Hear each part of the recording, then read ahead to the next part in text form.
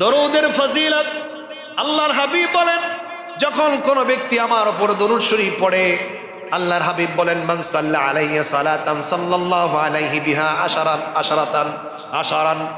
আল্লাহর হাবিব বলেন, যখন কোন উম্মত আমার উপর একবার দরুদ শরীফ পাঠ করে, আমি আল্লাহ রাব্বুল আলামিন ওই বান্দার জন্য 10টা রহমতের দরজা খুলে দেই। বান্দার আমলনামায় আমার আল্লাহ 10টা সওয়াব লিখে দেয়। আল্লাহর হাবিব বলেন, শোনো, তাই না, বান্দাকে আল্লাহ পাক 10টা সওয়াব তো দিবেন, একবার দুরূদ পড়ার কারণে আমার আল্লাহ আরেকটা পুরস্কার রেখেছেন বান্দার জন্য। দুরূদ পড়ার কারণে আমার আল্লাহ ওই বান্দার জীবনের খাতা থেকে, গুনাহ থেকে আল্লাহ পাক 10টা গুনাহ মাইনাস করে দেয়। এরপর আল্লাহ আরো খুশি হয়ে বান্দার আমার আল্লাহ পাক ইজ্জত সম্মান আর আল্লাহ পাক 10 গুণ বাড়িয়ে দিবে। তাহলে দরুদ পড়লে লস না লাভ? সেটা বলেন, লস না লাভ? এর জন্য আল্লাহর হাবিব বলেন,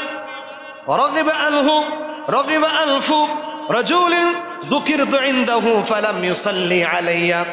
আল্লাহর হাবিব বলেন, যখন আমি নবী আমার নাম শুনলো, কিন্তু নবী বলছেন আমার নাম শুনে বান্দা দুরূদ পড়লো না, উম্মত দুরূদ পড়লো না, আল্লাহর হাবিব বললেন, রগিবা আনফু, তার নাকটা ধুলায় মলিন হয়ে যাক। নাক ধুলায় মলিন হয়ে যাক মানে কি? আমরা বলি না নাকে শরম লজ্জা আছে, বলে না?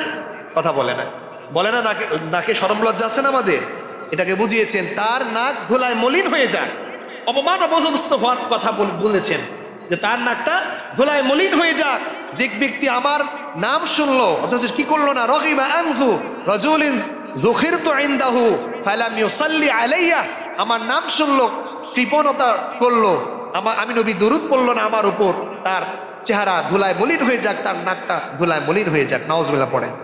যখন আমার উম্মত আমার উপর দরুদ শরীফ পাঠ করে, আমি রাসূল আমার রওজা মুবারক থেকে এই দরুদ কথাগুলি শুনি। আল্লাহর হাবিব বলেন, মা মিন আহাদিন ইউসাল্লিমু আলাইয়া ইল্লা রাদ্দাল্লাহু রূহা আলাইয়া রূহি হাত্তা আরুদ্দা আলাইহিস সালাম। ইমাম আবু দাউদের হাদিস। আল্লাহর হাবিব বলেন, আমাকে যখন আমার উম্মত যখন আমার উপর দরুদ পাঠ করে, দরুদ পাঠ করার সাথে সাথে আমার আল্লাহ পাক আমার জান্নাতুর রওজা মুবারকে আমার দেহে আমার আল্লাহ পাক রূহটা ফিরিয়ে দেয়।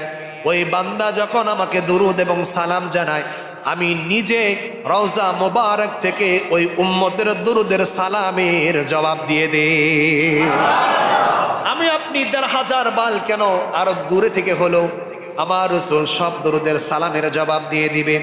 এর জন্য আল্লাহর হাবিব বলেন, তোমরা যখন দরুদ পড়বা, এই দরুদকারী বান্দাদের জন্য পুরস্কার রয়েছে। আর যে সকল বান্দারা দরুদ পড়বে না, আল্লাহর হাবিব বললেন, আল বাখিলু মান যাকারতু ইনদাহু ফালাম ইউসাল্লি আলাইয়া। ওই ব্যক্তি সবচাইতে কৃপণ, যে ব্যক্তি আমি নবী আমার নাম শোনা মাত্র দরুদ শরীফ পড়ল না।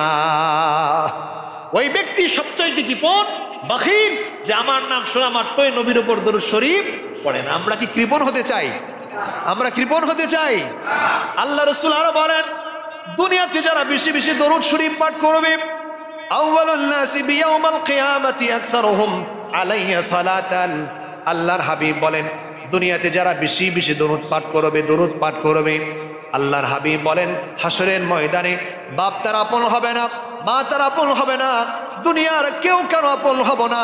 আল্লাহর হাবিব বলেন, সেদিন ওই উম্মতগুলো আমার পাশাপাশি থাকবে, আমার কাছাকাছি থাকবে, আমার লাইনে থাকবে, আমার আশেপাশে থাকবে। ওই উম্মতগুলা কোন উম্মতগুলা? যে উম্মতগুলা দুনিয়াতে আমি নবী আমার উপর দরুদ শরীফ পড়েছে। তাহলে দুনিয়াতে বেশি দরুদ পড়লে হাসরের ময়দানে বাপ না চিনতে পারে, মা না চিনতে পারে, ভাই বোন চিনতে না পারে, কিন্তু নবীর কাছে আপনি যে চলে যাবেন। সুবহানাল্লাহ বলবেন না? তাহলে দরুদ পড়লে লাভ না লস? জবান খুলে বলি সাল্লাল্লাহু আলাইহি ওয়াসাল্লাম। কষ্ট হচ্ছে? এর জন্য এমন একজন নবী পেয়েছি, যে নবীর নাম নিয়ে দোয়া করলেই দোয়া কবুল। এর জন্য তো মাঝে মাঝে তো মনে হয়, আমরা শেষ নবীর উম্মত, কিভাবে জাহান্নামে যাব। আবার যখন চিন্তা করি যে আমরা যে পরিমাণ গুনাহের কাজ করি, নবীর শানে বেয়াদবি করি, নবীর প্রত্যেকটা কথাকে অমান্য করে চলছি, আমাদের মতো পোড়া কপাল আর দুনিয়ায় কেউ নেই। আবার যখন এই হাদিসগুলি সামনে আসে, মনটা ভরে যায়, মনে হয় যেন আমি ছাড়া আমরা সারা দুনিয়া কে যাবে জান্নাতে? আল্লাহ পাক তো 8টি জান্নাত বানিয়েছেন, বেশি বানিয়েছেন কেন? অবশ্যই 20% মানুষকে আল্লাহ জান্নাত দিবেন, সুবহানাল্লাহ বলবেন না? এর জন্য নবী, কেমন নবীর উম্মত হয়েছে আমরা, সে কথাগুলি বলছি যে আল্লাহ রাব্বুল আলামিন এমন একজন সম্মানী নবী, আল্লাহ পাক আমাদেরকে সেই সম্মানী নবীর উম্মত করেছেন। এর জন্য আবার একটু জবান খুলে বলি, হাত তুলে বলি আলহামদুলিল্লাহ, দুই হাত তুলে বলি আলহামদুলিল্লাহ।